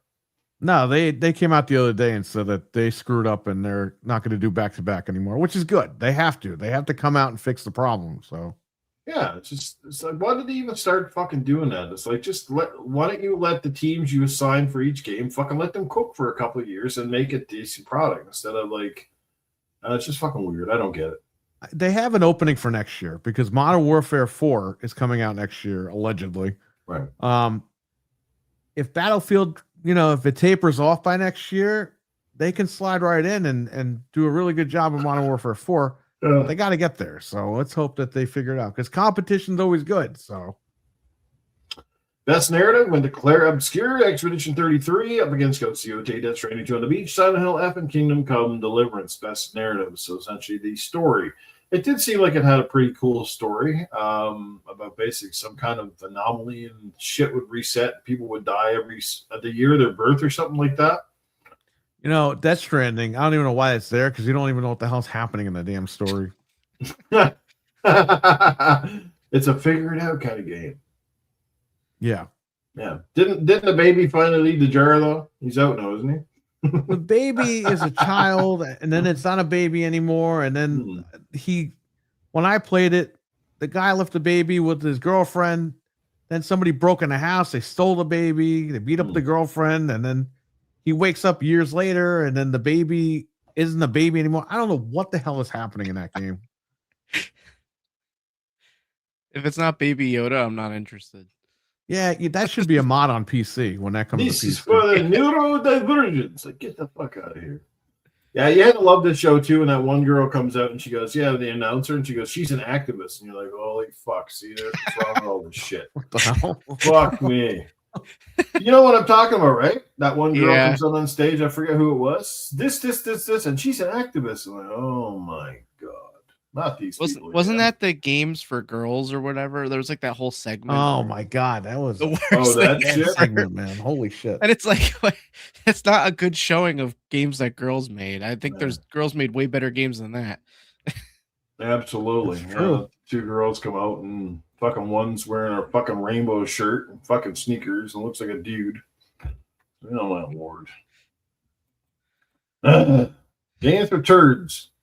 I don't even think Hidea knows what the game is. No, Hidea never did know what the fucking games were, I don't think. I think he just slapped ideas together and hoped that he came up with something cool.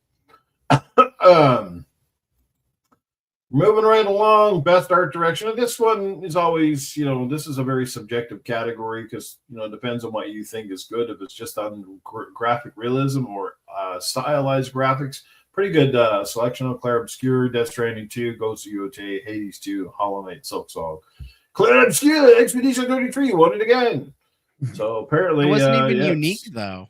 Like at least Hades and Hollow Knight have a unique style. Like they should have won it. Right. And you got to admit, Death Stranding it got amazing graphics and there's a lot of weird shit in there. So the best game direction goes to Claire Obscure, Expedition 33 over Death Stranding 2. Go see a taste with fiction and best adaptation. The Last of Us. Yeah, let's try that one up. Best adaptation went to Last of Us 2 winner, going up against Minecraft movie, Devil May Cry, Splinter Cell, Death Watch, Until Dawn. Did you guys see any of these films? And do you think The Last of Us 2 was a warranted pick here? I didn't see any of them. My wife saw Until Dawn. But I will say I do have the Minecraft movie on 4K because he told me to buy it and check it out. So I got that. Last of Us on HBO. I heard that they destroyed season 2, kind of worse than the game, the second game. Mm-hmm. So I have no interest right now. I will check that out, but not right now. I didn't see Twisted Metal on this list, and I heard that Twisted Metal was a better show than Last of Us. I don't know what's going on with that, but I think Minecraft should have won, and I'll tell you why. A lot of kids were enjoying Minecraft to where they were creating viral moments online. Right. And there's the chicken jockey scene, which I don't know shit about it, but I know based on the news because the news is reporting all these kids are throwing popcorn at the screen and they're all getting pissed off at the movie theaters. The people cleaning the movie theaters. Right. And then Jack Black saw that and said, fuck it. I'm going to go to the movie theaters and we're going to do that shit. And he would walk in the movie theater and start throwing. Then they had like a block party of Chicken Jockey Day somewhere, one of the major cities. So Yeah, that's I kind of love cool Minecraft. when the movie itself, transcends sort of just the movie and has like a pop culture sort of around it as well. You know what I mean? That's kind of cool in itself. You don't see that every day, right? Yeah, I know. Back in the day, you would see it, but we really didn't know that it was like monumental. But now, like you said, it rarely happens, and that I think is an example of something people are never going to Well, forget. thank God people aren't celebrating Splinter Cell because they might be going to the theaters and pulling out the fucking wire and choking people in the back seat. The piano wire. Yeah, right. The piano wire, come up and sneak behind people and start choking everybody out. Half the back fucking row is up there unconscious. Or choke everyone out because they're waiting for that next game to come out. Yeah. 15 years. Yeah, you know what would be cool though? If everybody they turned out all the lights and they gave everybody a set of those goggles and everybody turned them on in unison at one time. Like, all you hear is everything firing up. That would be cool, wouldn't it? And then they turn the lights on and blind everybody. Yeah, well, that would everybody's actually sitting there. work if it was a 3D movie and they say put Right. these on, like the Freddy movie. Oh You my put 'em god, that'd on, be then awesome. you- And then watch the movie with it. That'd be cool. Yeah. That'd be a great giveaway. That'd be a cool thing to get. I heard that the Devil May Cry show is really good though. The last one was too. I've only seen the first season. I haven't seen the second yet. I've heard shitty things about the second one, so I've been a little bit more reluctant to it. And then of course the whole "I'm going to be a dad" shit turned me off too. Yeah, Like, stop changing the fucking the narration from the games, dude. they didn't deserve that one. That Minecraft is a culturally significant thing, and it should have won. It stayed more true to the source material because isn't it best adaptation? Yeah, best adaptation. Yeah. I think Minecraft stayed a little more true to what it was than anything else. But I mean, I don't know. Well, it's But funny how Minecraft was Until so Dawn huge. gets in there because Until Dawn, apparently that movie was nothing like the game. Yeah. So Right? why? It didn't even have the same story. It was like it's Until Dawn in the name only. It's like, what the fuck, guys? Well, I I played heard, Until Dawn. and my wife watched that movie. But I heard that Until Dawn is different from the game. However, the game starts at the end of that film. Right. Okay, that's what I heard. So Yeah. again, adaptation, you're not really if you're But not following the material. But who are you trying to appeal to then, right? Like, you're trying to draw in a new audience, or are you trying to appeal to the people that made your game popular? Because They're trying to get casuals to watch it and be like, I enjoyed that. And then when it Mhm. starts into the game, oh, they have a game. Is that Yeah. the sequel? Let me Right. go get the PlayStation and let me go get the game. And then you have people that played the game that aren't watching the same thing they played again. It's backwards. It's like they're doing it backwards for us and forwards for the casuals. right.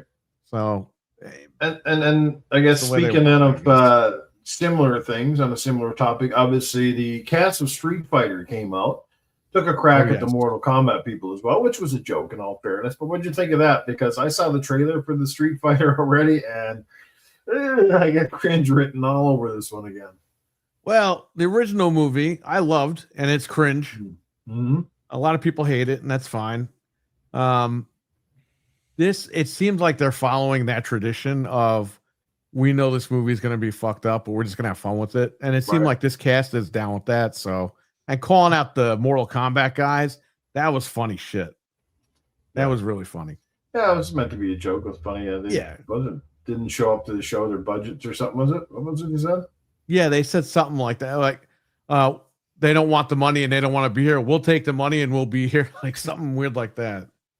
That's what they said. Hey man, I'm down. You got Cody Rhodes as Guile.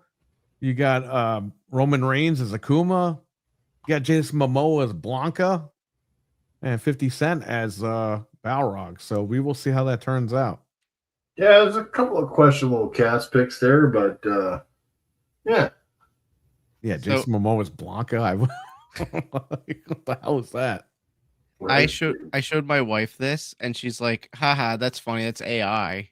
And I was like, "It's not AI." And she's like, "There's no It's way." And then I not showed AI. her the thing from the actual Game Awards, like because I had shown her the trailer. And she's like, "Holy crap, that's hilarious!" They picked that real big tall dude for the be Zangief, but you know who I think would have made a wicked Zangief is Eddie Hall, World Strongman. You know Eddie Hall. He's got the mohawk. He's a British guy. He's got the Oh beard. yeah, I know and him. he fucking kind of looks like fucking Zangief. You know what I mean? Yeah, he's Right. already Zangief. And he's got that big fucking torso, like, you know what I mean? This Yeah. other guy is called. I'm not saying anything wrong with the other dude. He's really fucking big, but yeah, I don't know. We'll see. I'm probably gonna want to watch it. You know, it looks they're even beating up the car in one scene. Yeah. Right. It's good they're So, not taking it seriously and they're just having fun with it. I think it'll yeah, I be mean, if it's a fun movie and it has I mean, obviously, I saw some of the moves they're pulling off, which look they're right out of the game. Even some of like scenes, the way they're pulling it off, you know, it's got that throwback. So at the end of the day, if it appeals more to gamers than it does to movie people, I think the movie has a shot at being somewhat successful. You know what I mean? Yeah. Yeah. So, because gamers will enjoy it because it tries to stay faithful to the scripting and the narrative. The casting is one thing, but I think if you can at least nail the essence of it and it feels like, you know, a Street Fighter movie, yeah, it should be okay. I'm Definitely shocked that look forward- Sonic 3 wasn't on that list. Yeah. Oh, yeah, Sonic was yeah. good. Yeah, Sonic was good. All right, so yeah, before we get to the end of yeah, we're coming to the end here. We just talked about that movie stuff, and now we are actually looking at the game of the year. So once again, this is the big one. It's the one everybody wins. I don't think at this point anybody was actually surprised with the winner, but the nominees were Hollow Knight, Silksong, Donkey Kong Bonanza, Kingdom Come Deliverance 2, Hades 2, Death Stranding 2 on the Beach, and Claire Obscure Expedition 33. Let me repeat that. Claire Obscure Expedition 33 was game of the year. How do you guys feel about that? Oh, yeah, they're wearing that outfit that she got on. Look, she got the red fucking cap on her head and the fucking flowers and the weird shirt.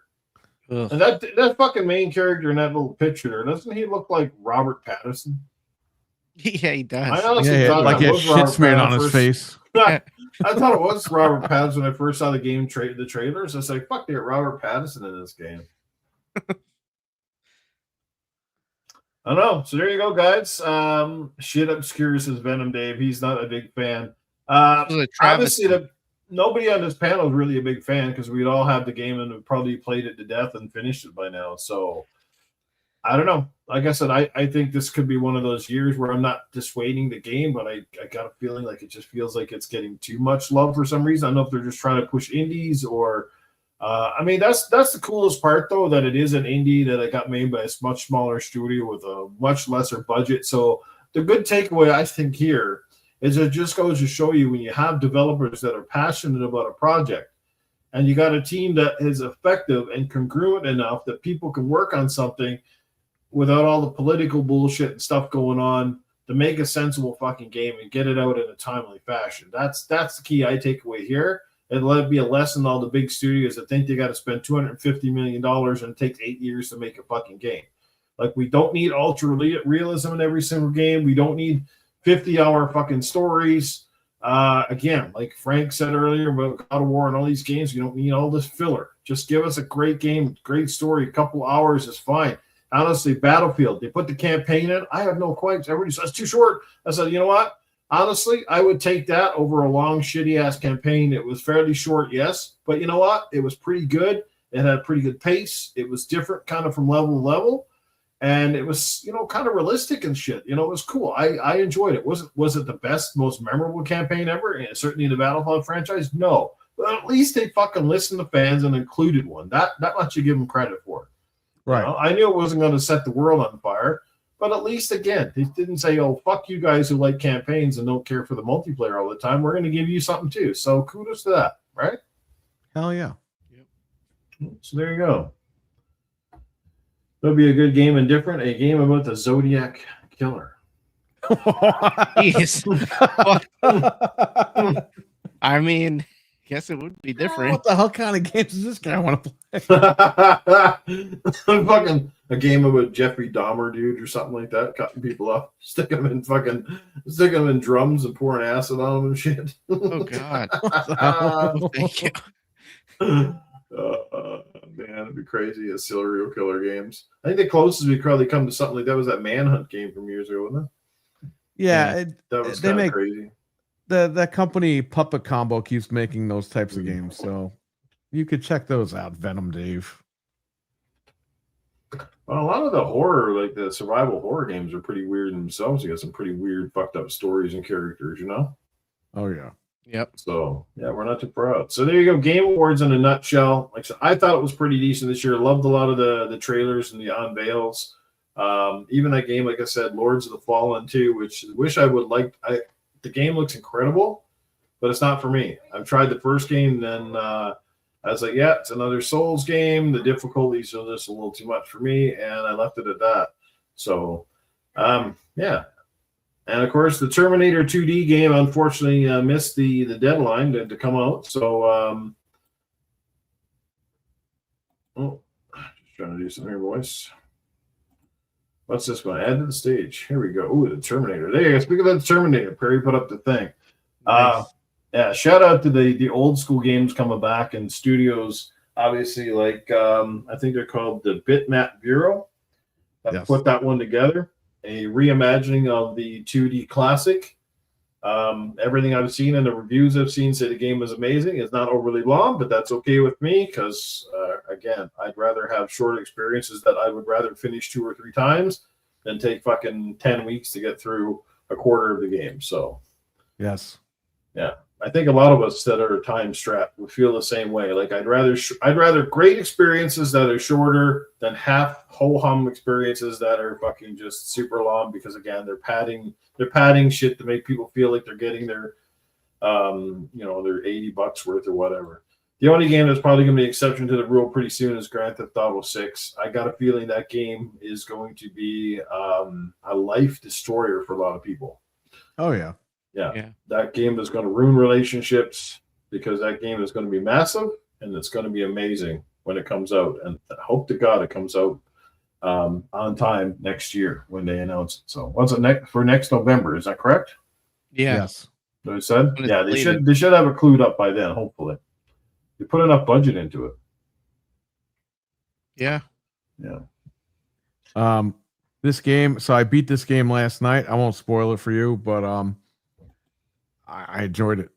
I would give it a 10 out of 10. There are The very Terminator? few. Yeah, there are very Okay. few things to nitpick, but I mean, besides that, it's fine. Like, I had no problem with it. Yeah, I really like how they took I was impressed that they put the Sarah Connor scene in there. Where she's in the medical institution shit. Yep. So you got a little of that stealthy stuff. You get your action shooter sequences, and then you got your on rail sort of on the bike. The motorcycle level looks really good when you're running away from the tractor trailer. This reminds me of they borrow things. It reminds me of like a early 90s PC game, kind of like you'll see like when you play the game, they have like video that plays that reminds you of like the old Sierra graphics and stuff like that. But they borrow stuff. They literally take certain levels from the NES game of Terminator 2 and they slap it in here. But again, they refine it. They make it easier and better and quicker to deal with. And the game does move along. The game does not pad you out. The game doesn't waste your time. You're moving along. And that's why I really enjoyed this game too. Stevie Mac just dropped a bomb in the shot there. Oh, wow. Reiner dead? Wow. I just looked it up. It's actually crazier than you think. I can't say on here, but something really crazy happened. Wow. I did not Meathead? expect.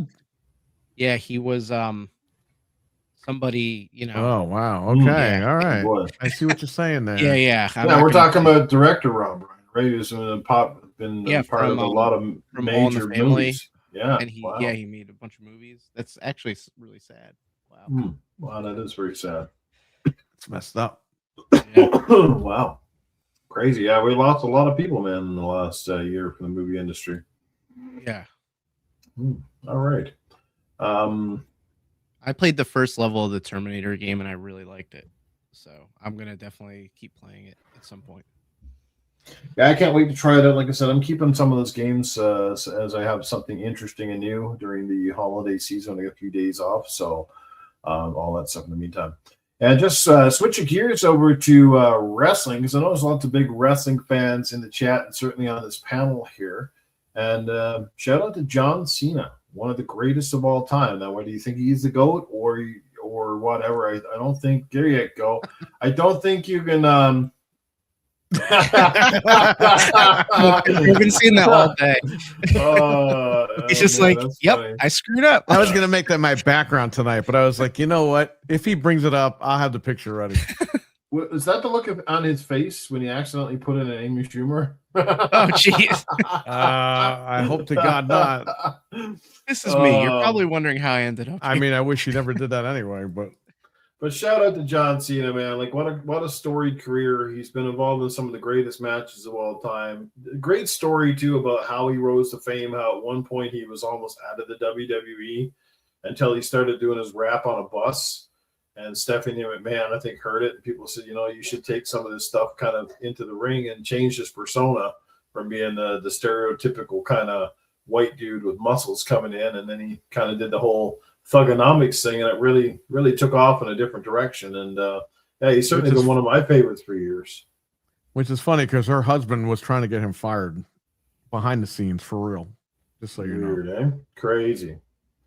Yeah, no, Cena's pretty amazing. Sad they got to go out on a loss to Gunther of all fucking people. It'd been nice if he went out on a loss to like Brock Lesnar or somebody like that. But hey, it's I'm not a Gunther fan, that's for sure. Yeah, or lose to a guy that's newer, like a Braun Breaker, maybe. I don't know. Yeah, exactly. What do I know? Cena was one of the last like superstars that transcended just the wrestling. He was everywhere. He's like, there's never gonna be another guy like this ever again. Nope. No. So no, and it's not just what he does in the ring, it's some of the way he acts outside of the ring, and God knows his amazing contributions to the Miracle Wish or whatever it is, the Make-A-Wish, and like 600 and something wishes. That's insane. And he's so good with the kids. And he's generally good with most of the fans, especially if they're respectful. I've seen interactions too where Cena didn't like it, when people kind of film him when he's not, kind of asked to be filmed or different things. But sometimes there's a time and a place, and that goes for everybody. It doesn't matter what profession and stuff you're in. There is a time and a place, and a lot of these guys are pretty nice if you kind of ask them politely. But to just kind of intrude on their privacy and stuff like that can sometimes piss them off. So totally understandable. But that's part of the shit that comes on the territory being a mega superstar. So he's had a great career, and he's maybe not quite as successful as The Rock in the movies, but he's certainly done well for himself. There's not many guys who've made a very success on both levels, and I think he's done pretty well on both aspects. Yes. So yeah, shout out to John Cena, guys. There you go. Last match, or at least last match on Raw. Wasn't it? When's his last match due? Or was this that was it?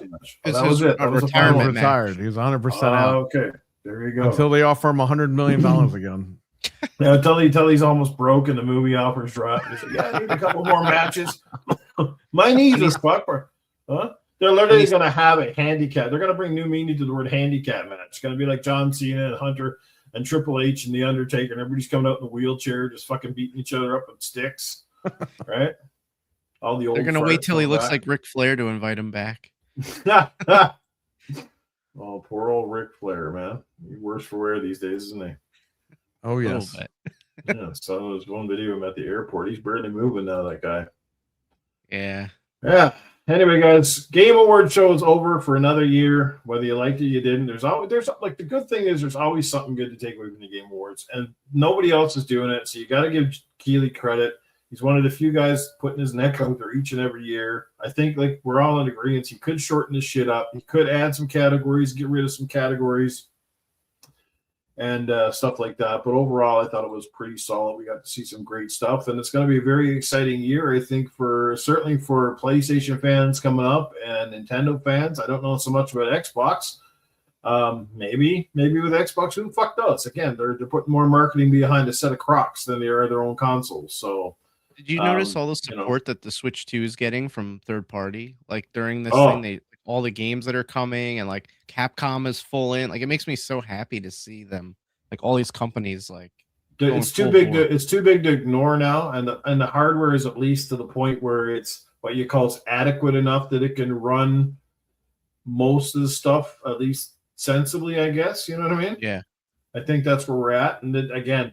It's just too big to ignore. Like Nintendo is off to a phenomenal start, and they're going to have a fantastic holiday season. PlayStation, holy shit, did they ever kick ass during the Black Friday thing? Holy shit. That's insane, guys. That just tells you right there that price is king, and people want great experiences at a better price, and price is more important now than it ever was because everything's so fucking expensive these days. But when you can get a good console, we've got tons of games, and again, there's still an emphasis on exclusives, whether people believe it or not. Sony hasn't sold the farm out just yet. They might be dabbling a little bit, but you know, they like to play their cards strategically. They know what for them, they know what's going to work best by going multi-plat, and they know what's going to work best by keeping it as at least a time exclusive on their console. Xbox just looked at it and said, fuck it, everything goes, you know. So it's kind of sad, you know, but it is what it is. Any further thoughts, guys, before we wrap it up? Oh, yeah, go ahead. Any thoughts, final thoughts on the Game Awards or any other thing that's kind of come up this week that maybe we haven't talked about tonight? To your point, because of the holidays and prices going up, if you guys want a current gen console, I would say while they're on sale this holiday season, definitely pick them up because you have the RAM shortages. SSDs are going to start going up. It's not going to be a good time, and I'm sure all three consoles will probably go up higher in price. So if you guys haven't pulled the trigger yet on a Switch 2, PS5, or Xbox, I would say go get one now because now is the time. Just like John Cena, now is the time. Now is the time. Time is now. The time is now, baby. The last time is now. If you want to not pay $1 million for these things. Jay Slayer Slays says the Wuthering Waves is really good. He plays that one daily. Well, that's good. I haven't tried it yet. It does look pretty good. So there's some great deals on refurbished PS5s at Best Buy. Just always be careful on some of the refurbished deals. And if you are going to buy something that you're not sure about, I would suggest you buy with credit card because it's a lot easier to get a return. Sometimes if it's fraudulent or fucking shit, sometimes your credit card company gets you reimbursed and shit for it too. So not if you order from Analog. You're telling me. Yeah. So are they sold out again yet? Did anybody check? They sold out again, and he was helping me get one. Okay. And he got it right when I was like confirming my to confirm your card. I had to scan a barcode on the computer onto my phone. Then I had to take my card, put it to the back of my phone so it could verify my card. And I'm doing all that. And then when I'm done, I go to type to him, don't get it. I got it. He goes, I got it. And I'm like, all right, just cancel it. And they tell him, go ahead. So tell him real quick. Literally like minutes after I ordered it, I emailed them and I'm like, hey, I just want to cancel. It was a mistake, whatever. They're like, oh, you can't cancel. The item's in stock and it's going to like send out right away. But meanwhile, they didn't ship it for like 2 or 3 days. So they're like, oh, we can't stop the process, whatever. Right. So I call my bank and I'm like, listen, like, this is ridiculous. I called them immediately. I emailed the company immediately. It wouldn't stop it. The bank's like, no, you can't. You have to wait till it comes and then you could dispute it. It was just ridiculous. And then I emailed them and I was like, can I even return it? And they're like, oh, if you want to return it, you have to wait for it to come. You have to take pictures of it. You're going to lose out on you got to ship it back to us and you're going to lose your tax money and your initial shipping. So I'm going to lose like $100 to send it back. It's like ridiculous. Wow. Like, meanwhile, Perry and I ordered this thing when it initially launched. They had our money for 13 months before they shipped it to us. So that was okay for them to take my money for over a year. But when I want to return it before it even ships, they wouldn't do it. So great console, great company. Like as far as the product, but man, horrible like customer service and communication. Yeah. I hear you. Horrible business practices. Yeah. Oh man, I know what it's like. It's just recently had I for a long time I've been wanting to pull the trigger on the 1/4 scale NECA Batman. So I finally ordered it. You might have seen my pictures online. So I had the Michael Keaton guy show up. So I had to order it. Got ordered it about Amazon, but it's from a place called Hobby. Yeah, it's somewhere in the United States. So first of all, I'm paying extra because the product had gone up, right? Because it's more limited. They're not easy to get now. So the product was priced higher than it normally is. So I paid the difference. Then I pay, of course, the difference because it's Canadian dollars versus US. Then I pay fucking $50-something in shipping, right? Just in shipping alone. Then it gets to fucking Canada. and it gets fucking delayed into customs. Then it finally, so it's a little bit late showing up. Then it finally gets here and on the fucking UPS delivery truck, and then the guy tries to charge me COD fee of $40 fucking dollars. What the fuck? Right? Wow. I'm like, I already paid for the shipping. Why the fuck am I paying a COD now? So what was the whole point? Right? Yeah, you wouldn't let it go without the COD. So I was like, holy fuck, so this figure cost me like over $100 extra in just a shipping shit alone. And to top it off, I get it home. I go to fucking open it. I notice like his body is like a little bit like crooked. You know what I mean? Like he just got fiddled by the Riddler. So I'm thinking, okay, maybe he kind of moves a little bit because I know my other Batman figure. And I try to like twist him sort of up, straighten him up a little bit. He fucking cracks. Oh, no way. I'm like, fuck me, crack. And the fuck on top of it, his fucking cape was already like, I'm starting to wonder if this wasn't pre-broken or some shit because the cape itself was wrapped up in this bag. And when I unfolded it, like a lot of the material come off the outside because it's like one of those fake looking leather, like they got it made so the cape looks like the movie, right? So it's like a glossy look on the outside, but it's like this fine black rubbery film. And because the cape was stuck together in this little bag for so long, I guess like you got like moisture or whatever kind of gets in, and then it caused it to kind of stick. So some of it came off. Like fuck me, like holy shit, man. Anyway, I thought about sending it back, but I said, fuck it. It took so long to get one. So I basically took some Gorilla Glue and fucking stuck them together, and he looks okay. It's not like I'm playing with the fucking guy anyway. He's just going in the cabinet, right? And the cape was like, it's just one of those things. So I just kept it as a fuck it, whatever. It was my last time, but just shit bugs you, right? You know what I mean? Yeah, you spent all that money. I wonder if that fucking figure was already returned or something. Maybe somebody already had it and returned it, and that's why the cape was the way it was. It's like, holy fuck, But well, I ordered this Raspberry Pi case for the N64. Yeah. Now, this is the new one, but the first one they sent me one open. It was missing the heatsink and everything. The guy had left the screws in it and everything. And I was like, I ordered new. What are you sending me used for? I hate that shit, eh? Oh, yeah. At least with Amazon, they'll take it back. That happens to me a lot when I go to GameStops. I go and pick up a game off the shelf as a new, and then I get up to the thing and you got a new copy. Yeah, and they pass me out the one with the open box. Oh, that's our last copy, though. That's always the last fucking copy of you guys. I don't know what the fuck. Yep. It's like, I don't know. Don't get it, but whatever. Yeah, so I guess before we wrap it up, I didn't want to keep people too long. We've actually gone a lot longer than I intended this podcast, but we've had some great conversation and great thoughts, and the chat's been fucking awesome. Stevie Mac, Venom Dave, Metal 9R, Satheus is here as well. We had RWK, Dizzy Delta in the chat, Jay Slayer, Jay. Man, it's some great people here tonight, guys. Greatly appreciate you being here. You guys are awesome. You are certainly what makes this whole thing worth coming out to and doing a Cougar Man in the house as well. But before I go, I did want to, if you missed my podcast from the other day or my sort of impromptu, it was about VR night. So here's the deal, all right? I need your support on this, guys. If you have a VR, and hopefully, I'm going to lean mostly into MetaQuest because it's the easiest one to get into. You don't need to have a console. You don't need to have any of that shit. You just need to have a Meta and some even if you got to create a shit ass Facebook account just to do the games. But the games aren't overly expensive. Most of them, like you said, between sales and stuff, like up here in Canada, some of the games are about $50, and that's usually more on the high end of things.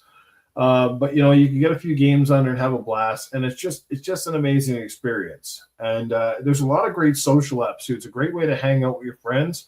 Like one of the things I would love to do is I want to do a VR night, but it's not just all gaming. Like maybe some week we'll do a movie night. And anybody, like if you have YouTube and you have movies uploaded to your YouTube, which I have quite a few of them, I can share those movies with you guys and we can watch them together inside these cinemas. It's called Big Screen App, which is on there. And I can host like a theater. We can go in and watch a movie together, shoot the shit, just hang out. I think that's great. And you can hang out in all the sorts of games that the creators create, the Meta Horizon stuff. It's phenomenal stuff, and the games. So I want to do a VR night. I'm hoping to start that on January the 3rd, which I think is going to be Saturday nights. We're going to aim for a 10 Eastern, which is 8 p.m. Start time. And I'm hoping as well, if I can't make it, I'll have a co-host to do it, that sort of thing. And yes, you can actually stream straight from VR as well, especially in the MetaQuest. It has a direct streaming capability.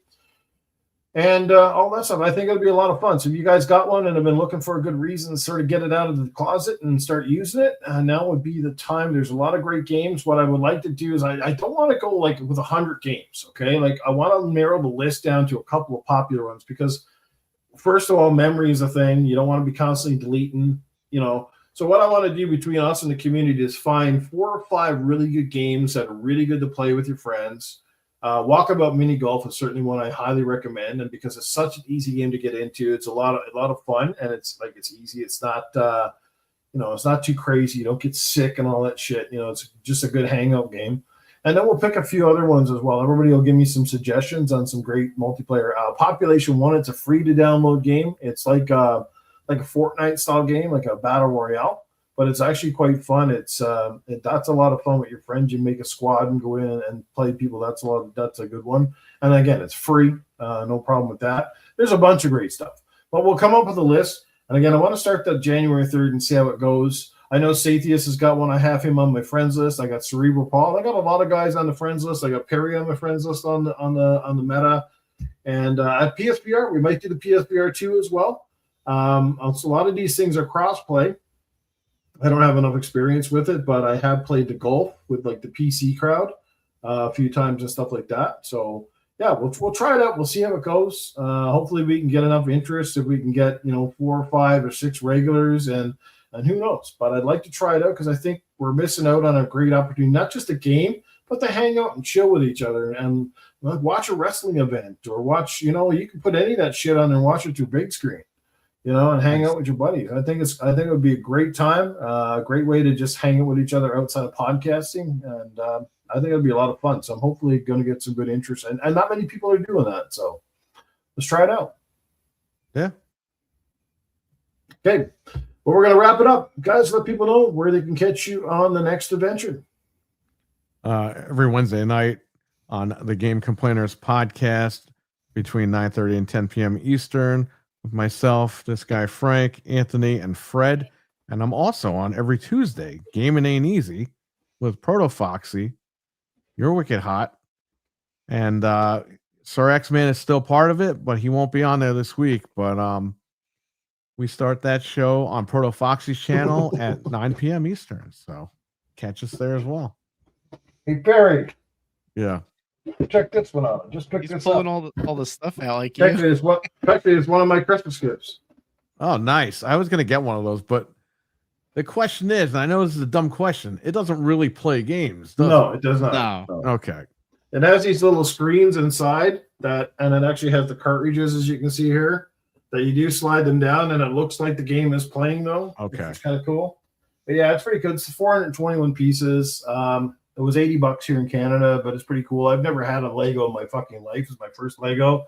And considering it was pretty much my first ever handheld portable, it kind of makes sense. That I would have something like that because I think it'd be really cool in my game case. Great trip down memory lane. So yeah. That is cool. Yeah, they've been selling really good at my Walmart. Like every time I go in, I see them for one day, and I go back like a couple of days later, and they're all gone. So I saw them at all the stores, Walmart, Target, Sam's. They're everywhere over here, and they're going on sale for the holidays. I always say this, just like that item that you pulled out, you bought that for one reason, to have fun. So I would say, everyone, when you buy something for yourself for this holiday, just have fun. Buy it and have fun with it, no matter what you get. The little tiny one. There it is, Mortal Kombat. My little tiny hands. Oh, like a poke to the heart. Like a poke to the heart. Touch me. Touch me. Ah! That's what Handy Andy plays on. Oh, look. Did he come on? There it is. I see it. Yeah. Before we go, I couldn't help myself. It was pretty cheap, so I was like, that's awesome. That's kind of cool. Before we go, though, I think we should ask Arnold what his thoughts are on the Terminator game. Okay, I'll be right back. Arnold, you're wanted, bro. Get in here. Oh, he's at your house. Oh, he's hanging out. With oh, he's here somewhere. Hang on. Wait, it's you again. It's me again. Newf has him chained in the dungeon. Arnold, where the fuck are you, man? Stop with the fucking donkeys already. Come on. Oh God. What's going on, Arnold? You dying or what? What's going on? God damn it. What the fuck is wrong, man? I was having the shit. I was in the washroom. I had to come out. My ass is probably still full of fucking manure. But anyway, you were asking me about the new Terminator game. Well, okay, it's fantastic. I mean, it's great. But it's old school. I'm old school too. You know, it's a phenomenal game. The graphics are great, but unfortunately, they wouldn't pay me to do the likeness, so I kept it out of there. You know, it's pretty. They got me there, little muscle man, the pixelated artwork, and it doesn't look too bad. You know, to walk up and they're naked, but they forgot to put my pecker on there. What's going on? I'm beating up people that've got no dick. What the fuck? Come on, guys. You got to make it realistic. I've got a giant one. I walk into that bar, and the girl's looking at me there. Forgot that scene. But in the meantime, it's a great game. I hope everybody gets out there and supports it. They do have my likeness in there. They got my likeness, of course, when my face is melted off and you can see my red eyeballs. Then they captured that to an absolutely perfect T. But it's phenomenal. So I wanted to say, go out there and support these guys so they can make more games. Maybe they're going to go out and make The Running Man or Total Recall or something else that they've done in the last 40 years. Maybe they're going to make a Conan the Librarian, because that's the only place I'm going to be right now. So do it. Come on, support the game. It's great. I'm really happy with it. I played it. It's phenomenal. Newf Nukem is going to play it over the holidays, and it's great and fantastic. So I want to say, go out there and support these guys and show them that you love this 2D sprite-based graphics. They're finally going to do Terminator 2 justice the way that it was meant to be made. Terminator 2 Justice Day. There you go. And I'm just going to tell you right now, isn't it crazy that all of this crap about AI in the future is almost coming true now? To the It's day, crazy. almost to the day. It's crazy that the future is now and it's coming true. All we need now is just a nuclear missile and Sarah Connor burning onto the fence.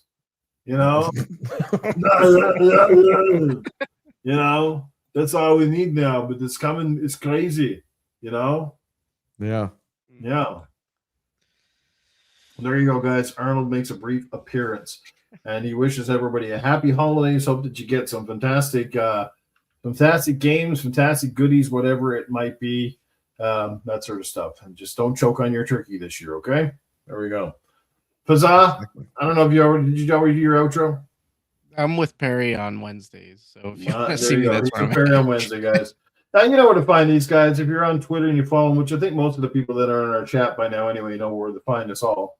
And me doing the impromptu streams every once in a blue moon. So the mag, by the way, was almost going to come on. He thought the podcast, when I first sent him the link, he thought it was like right away. But then he ended up watching football. I was like, no, dude, like I said, it's 10 o'clock Eastern. So so he didn't come on. But it would have been nice to see the mag, and I'm sure we'll have him back at some point over the holidays. But you guys are awesome. absolutely amazing. To everybody in the chat, again, guys, I hope you have a fantastic holiday season. I'll probably be talking to you again before we actually get to the big day. Take a walk down memory lane or play some games together or something like that. But have yourself a great night, everybody. Again, thanks to Perry and thanks to Frank for coming up and being part of the podcast tonight. It was great. Thanks for having us. And no problem. I will definitely see you. Yeah, no problem. Tell us, brother. I know you're busy, but glad you stopped by to say hello. And I'm sure you can always catch us on the replay. But take care, guys. Have a great night, and we'll see you soon.